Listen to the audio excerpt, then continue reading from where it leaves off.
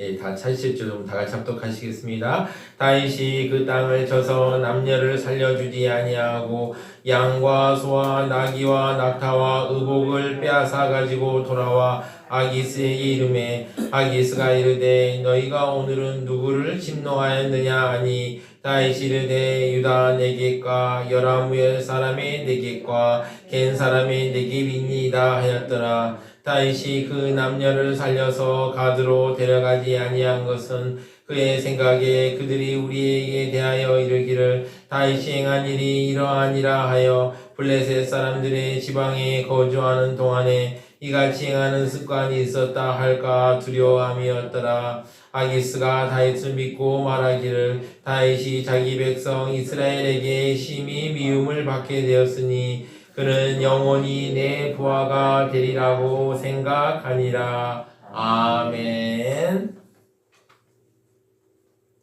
성스러운 주일 아침에 거룩하신 주의 전에 오신 사랑하는 스마교회 성도님들 한 분 한 분마다 하나님의 사랑과 은혜와 축복이 넘쳐나시기를 진심으로 축원합니다. 날씨가 많이 춥지요. 어제보다는 좀 따뜻한 것 같아도 지금도 춥습니다. 하지만 날씨는 많이 춥지만 마음만은 따뜻한 12월 되시기를 바랍니다. 네, 우리가 두려움에 사로잡히면 사람은 돌발 행동을 하게 됩니다. 믿음의 사람 다윗도 그랬던 것 같습니다. 10사람들이 다윗 사울에게 가서 다윗이 우리가 있는 곳에 숨어 있다고 고할 때만 해도 말할 때만 해도 다윗은 하나님의 은혜 가운데 있었습니다. 이때 다윗은 하나님을 찬양합니다. 이때 쓴 시편이 시편 54편입니다. 시편 54편 1절에 3절을 보시면요. 제가 읽어드리겠습니다. 하나님이여 주의 이름으로 나를 구원하시고 주의 이름으로 나를 변호하소서. 하나님이여 내 기도를 들으시며 내 입의 말에 귀를 기울이소서. 낯선 자들이 일어나 나를 치고 포악한 자들이 나의 생명을 수색하며 하나님을 자기 앞에 두지 아니하였음이니이다. 셀라. 다윗이 사울을 피하여 동굴에 숨어 있을 때도 그는 하나님의 은혜 가운데 있었습니다. 그는 시편 57편을 써서 하나님을 찬양하였습니다. 1절에 3절을 보시면요. 하나님이여 내게 은혜를 베푸소서. 내게 은혜를 베푸소서. 내 영혼이 주께로 피하되 주의 날개 그늘 아래에서 이 재앙들이 지나기까지 피하리이다. 내가 지존하신 하나님께 부르짖으며 곧 나를 위하여 모든 것을 이루시는 하나님께로다. 그가 하늘에서 보내사 나를 삼키려는 자의 비방에서 나를 구원하실지라. 아멘. 이렇게 하나님을 찬양했던 다윗이 어느새 그 입에서 찬양이 사라지고 말았습니다. 나발 사건 때부터 좀 심상치 않은 모습을 보이더니 이제는 하나님의 은혜에서 떠나고 말았습니다. 하나님을 섬기는 사람이라 하지만 실제로는 하나님의 은혜에서 떠난 사람이 되었습니다. 이렇게 하나님의 은혜를 떠난 다윗은 어떤 일을 겪을까요? 오늘 살펴보고자 합니다. 첫 번째입니다. 성도가 은혜를 떠나면 세상 원리의 지배를 받습니다. 다윗은 사울 때문에 불안했습니다. 그래서 하나님께 물어보지도 않고 스스로 결정을 내렸습니다. 1절을 보시면 다윗이 그 마음에 생각하기를 내가 후일에는 사울의 손에 붙잡히리니 블레셋 사람의 땅으로 피하여 들어가는 것이 좋으리로다. 사울이 이스라엘 온 영토 내에서 다시 나를 찾다가 단념하리니 내가 그의 손에서 벗어나리라 하고. 아멘. 여기서 우리가 주목할 것은 무엇입니까? 1절에서 그 마음에 생각하기를입니다. 네, PPT 하나 넘기실까요? 네, 다윗이 그 마음에 생각하기를. 히브리 원어를 아주 직역한 성경인데 그게 NASB라는 성경인데요. 그 성경은 이렇게 영어로 번역하고 있습니다. Then David said to himself라고 말합니다. 지금 다윗은 스스로 마음에 말하고 마음이 말하는 대로 따릅니다. 다윗은 과거에 하나님께서 말씀하시는 대로 따랐습니다. 그러나 지금 다윗은 우상의 땅인 블레셋으로 피하려고 합니다. 이것은 다윗 스스로 고백한 것 같이 다윗의 대적들이 원하는 바였습니다. 그런데도 인간적으로 연약해진 다윗이 이런 결정을 하였습니다. 다윗은 하나님의 뜻에 순종하라고 했지만 지금 너무나도 힘든 상황이기 때문에 이런 결정을 내릴 수밖에 없었습니다. 지금 다윗은 믿음이 약해졌습니다. 다윗은 과거에는 하나님을 의지했지만 지금은 인간적인 생각만 하고 있습니다. 우리가 힘들 때 이런 선택을 할 수 있습니다. 조심해야 합니다. 과거에도 다윗은 가드로 피했던 경험이 있습니다. 그때 정말 큰 위기를 겪었습니다. 그런데 이번에도 이렇게 결정합니다. 물론 과거와는 다르게 그때는 혼자 힘없이 망명하려고 했지만 지금은 600명이라는 강력한 용사와 많은 돈이 있기 때문에 블레셋도 환영할 것이라는 계산이 있었습니다. 사울은 블레셋과 원수 관계에 있었고 블레셋은 군사적으로 강력한 힘을 갖고 있었기 때문에 블레셋으로 망명하는 것이 이스라엘이 있는 것보다 자기에게 더 안전하다고 생각했습니다. 그러나 하나님께서 다윗을 이스라엘의 왕으로 세운 하나님의 목적이 무엇입니까? 바로 이스라엘을 블레셋의 손에서 구원하는 것이다 라는 것을 생각해 볼 때 이것은 하나님의 뜻과 맞지 않는 결정입니다. 다윗은 하나님의 뜻은 전혀 고려하지 않은 채 인간적인 생각으로 모든 결정을 내렸던 것입니다. 이렇게 인간적인 판단했던 다윗은 가드로 이동합니다. 2절을 보시면 다윗이 일어나 함께 있는 사람 600명과 더불어 가드 왕 마옥의 아들 아기스에게로 건너가니라. 블레셋이 이스라엘에 쳐들어올 때마다 블레셋을 막았던 앞장서서 막았던 다윗이 이제는 블레셋의 도성인 가드로 가게 되었던 것입니다. 가드로 건너가게 되었을 때 많은 사람들은 그리고 주변의 모든 나라는 다윗이 사울을 반대하는 사람이라는 것을 알고 있었습니다. 가드를 다스린 아기스도 다윗과 용사 600명이 자기 편이 되면 그동안 소강 상태에 있던 사울과의 전쟁에서 유리한 고지를 점령할 것이라고 생각했습니다. 다윗은 지혜로웠기 때문에 이것을 잘 알고 있었습니다. 다윗과 그의 사람들이 가드로 갈 때 식구들도 함께 갑니다. 3절을 보시면 다윗과 그의 사람들이 저마다의 가족을 거느리고 가드에서 아기스와 동거하였는데 다윗이 그의 두 아내 이스라엘 여자 아미노함과 나발의 아내였던 갈멜 여자 아비가일과 함께 하였더라. 여기서 다윗과 그의 사람들이 저마다 가족을 거느리고 가드에서 아기스와 동거하였는데 이 말을 통해서 무엇을 알 수 있습니까? 아기스가 나름대로 대접을 잘했다는 걸 알 수 있습니다. 아주 융숭한 대접을 받았어요. 그리고 다윗이 가드로 도망간 사실은 사울의 정보망에서 파악됩니다. 4절을 보시면 다윗이 가드에 도망한 것을 어떤 사람이 사울에게 전하매 사울이 다시는 그를 수색하지 아니하니라. 이렇게 사울은 수색하지 않고 다윗은 가드에 머물러 있습니다. 그런데 사울을 벗어난 다윗은 이제부터 고통의 길로 들어서게 됩니다. 왜냐하면 이제부터는 하나님을 벗어나 자신의 지혜로 모든 문제를 판단해야 되기 때문입니다.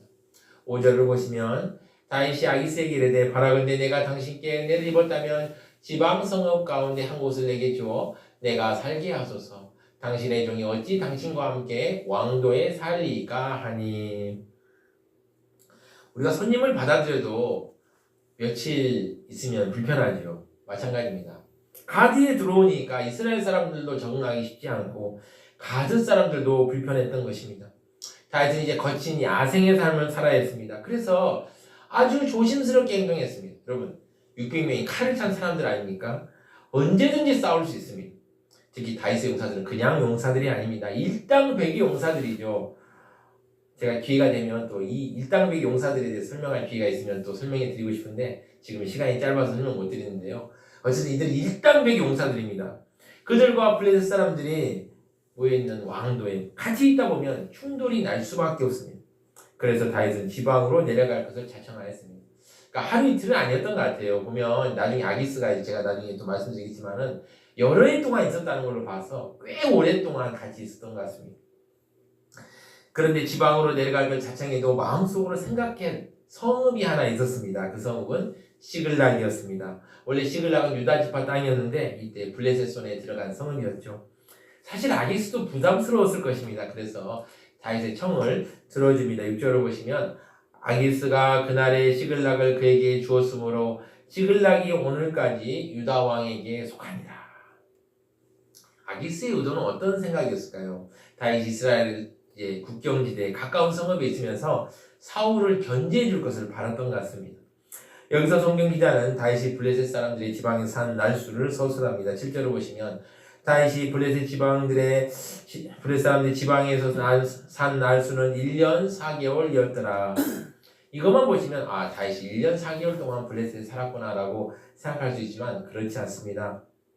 사무엘상 29장 3절을 보시면 이래서 아기스가 블레셋 사람들의 방백들에게 이르되 이는 이스라엘 왕 사울의 신하 다윗이 아니냐. 그가 나와 함께 있은지 여러 날 여러 회로되 그가 망명하여 온 날부터 오늘까지 내가 그의 허물을 보지 못하였노라. 아기스는 여러 날 여러 해 동안이라고 말하고 있는 거 봐서 가드에서 머물러 있던 기간 빼고 시글락에 머물렀던 기간 동안만 1년 4개월로 우리가 보아야 합니다. 오늘 본문에서 다윗은 은혜를 떠났습니다. 특히 다윗은 자신의 마음의 소리에 따랐습니다. 우리는 우리의 마음이 얼마나 연약한지 알아야 합니다. 사람이 마음이 불안해지면요, 두려움이 말하는 소리가 커집니다. 지금 다윗은 하나님의 은혜를 붙잡지 않고 마음속에 두려움이 말하는 소리에 귀를 기울였습니다. 그리고 선택하지 말아야 할 선택을 하게 되었습니다.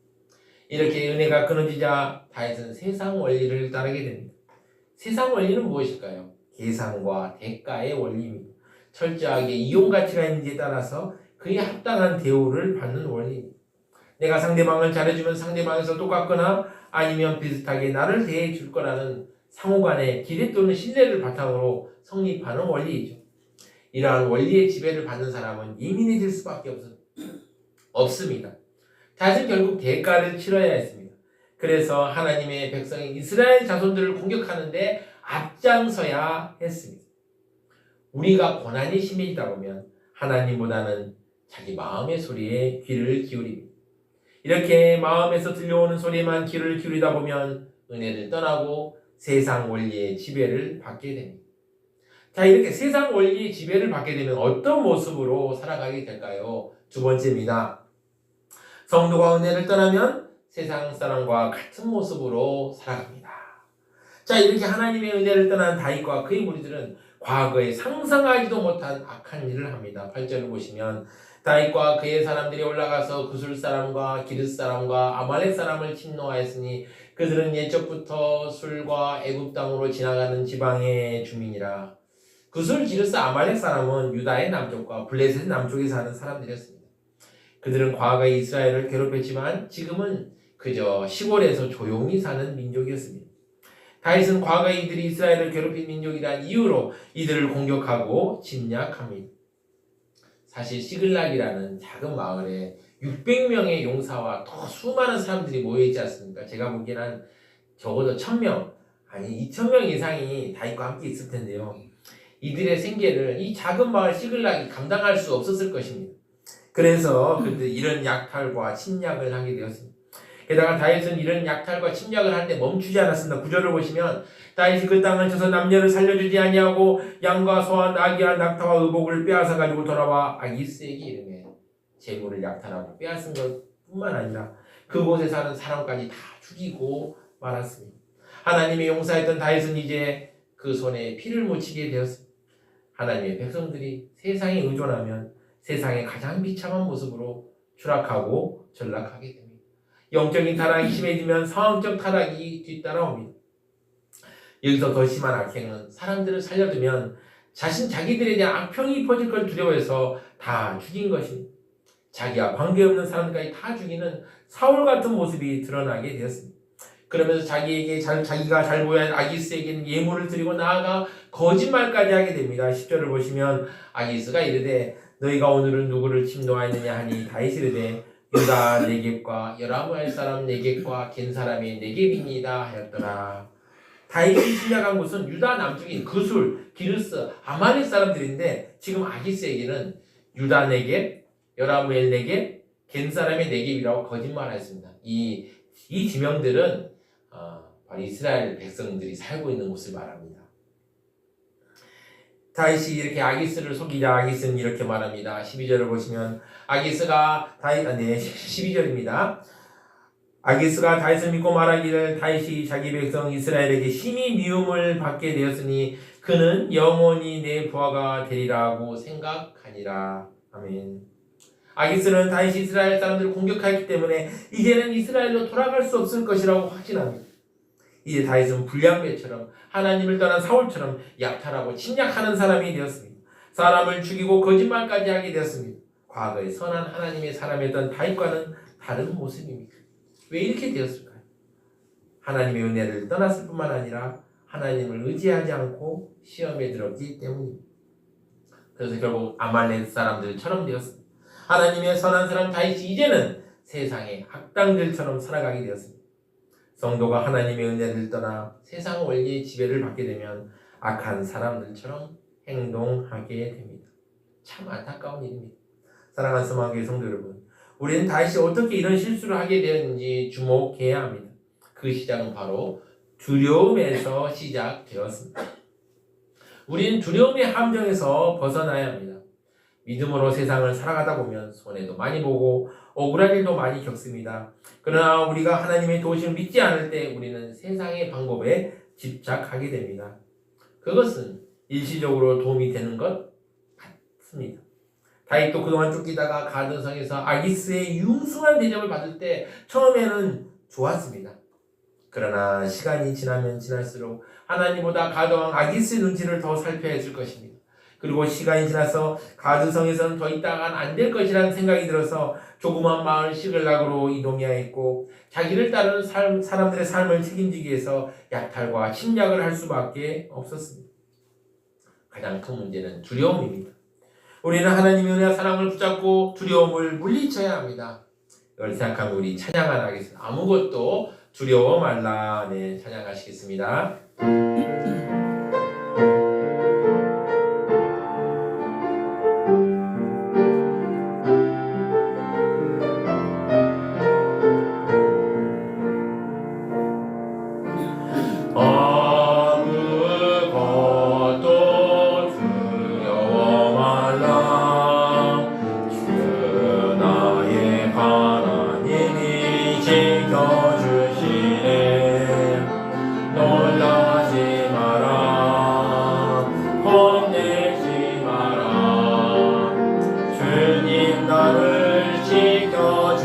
아무것도 두려워 말라. 아무것도 두려워 말라. 주 나의 하나님이 지켜주시네. 놀라지 마라. 겁내지 마라. 주님 나를 지켜주시네. 내 맘이 힘에 겨워지실지라도 주님 나를 지켜주시네. 세상의 험한 풍파 몰아칠 때도 주님 나를 지켜주시네.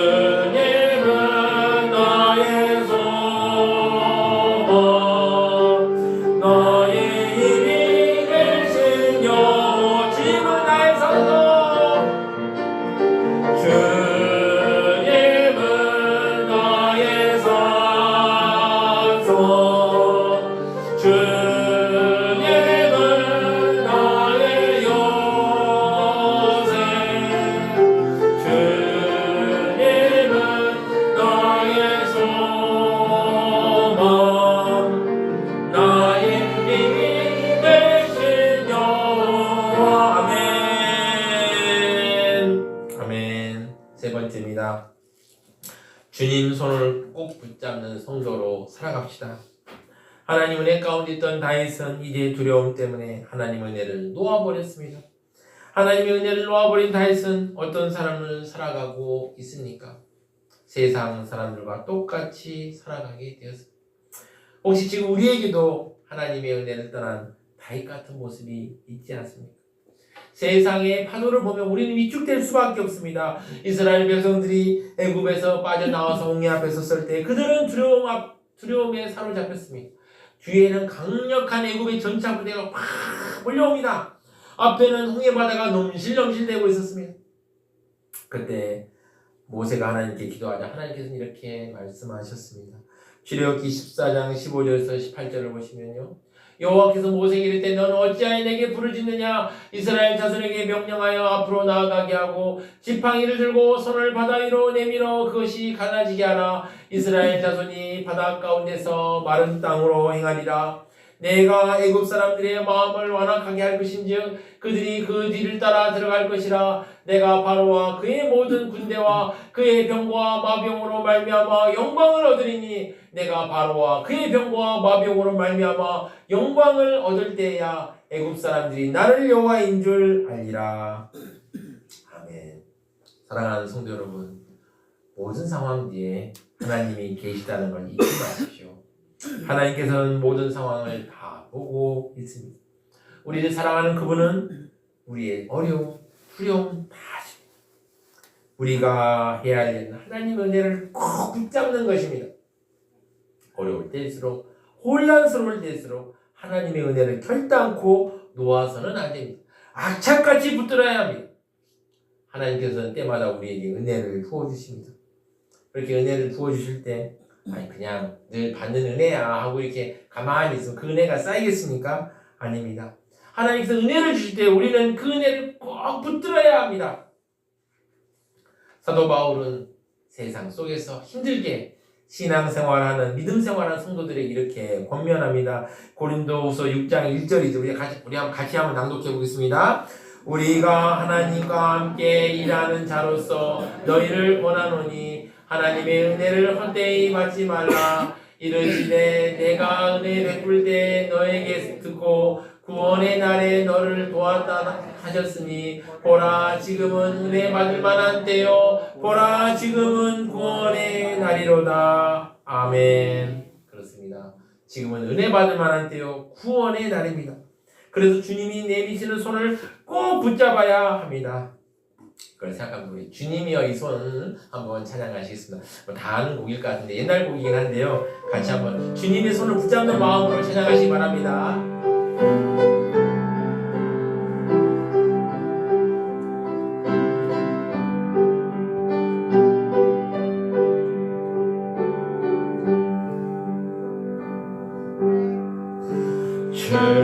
주님여 이 손을 꼭 잡고 가소서. 악하고 피곤한 이 몸을 폭풍을 감속 액시사 빛으로 손잡고 날 인도하소서. 인생이 힘들고 고난이 겹칠 때 주님여 날 도와 주소서. 외치는 이 소리 귀 기울인 시선 손잡고 날 인도하소. 주님여 이 손을 주님여 이 손을 꼭 잡고 가소서. 약하고 피곤한 이 몸을 폭풍을 감속 액체사 빛으로 손잡고 날 인도하소서.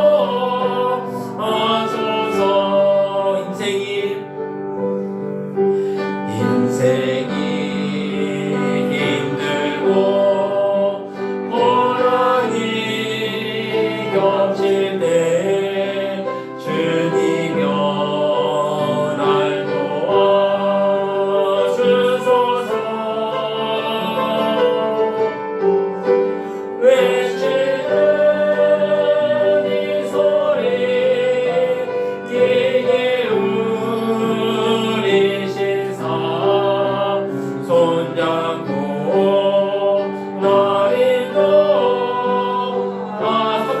기도하시겠습니다. 주님의 이 손은 주님여 이 손을 꼭 잡고 가소서.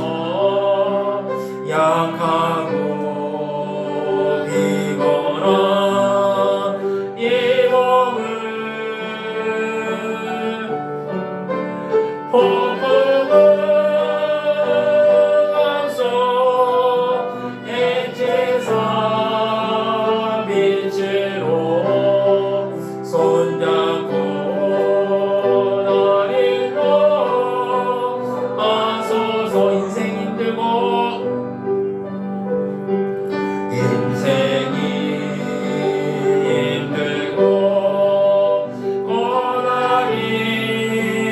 겹칠 때 주님여 날 도와 주소서. 외치는 이 소리 귀 기울이시사 손잡고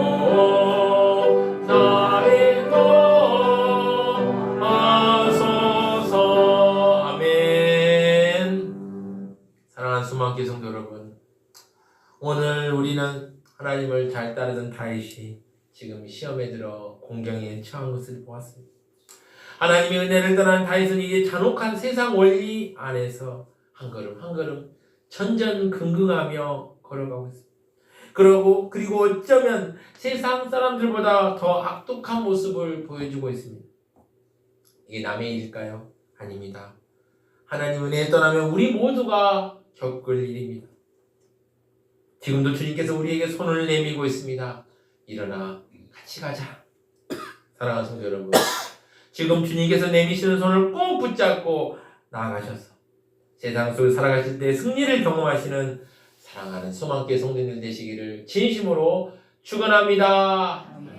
다 같이 합심하여 기도하겠습니다. 주님의 손 꼭 붙잡고 두려움을 이길 수 있도록, 지금 세상이 여러 가지로 흔들리고 아버지 풍파가 많이입니다. 주님의 손을 붙잡고 이 두려움을 이길 수 있도록 이걸 놓고 주여 한번 외치고 힘차게 기도하시겠습니다. 주여! 주님 감사합니다. 아버지, 우리가 정말 아버지 세상을 바라볼 때 우리의 마음은 두려움으로 가득 차게 됩니다. 이럴 때 아버지 주님의 손 꼭 붙잡고 아버지 두려움을 이길 수 있도록 붙잡아 주시고 함께하여 주옵소서. 우리가 의지할 게 주님의 손밖에 없습니다. 주여 붙들어 주시고 함께하여 주시옵소서. 우리가 누구를 의지하겠습니까? 주님밖에 의지할 데가 없음을 고백합니다. 주여, 주님의 손을 의지하고 나아가오니 주여, 아버지 우리가 주님 손 붙잡고 꼭 이 어려운 시험 이겨낼 수 있도록 주여, 우리 성도들 한 사람 한 사람 지켜주시고 보살펴 주시고 함께하시고 은혜 베풀어 주시옵소서.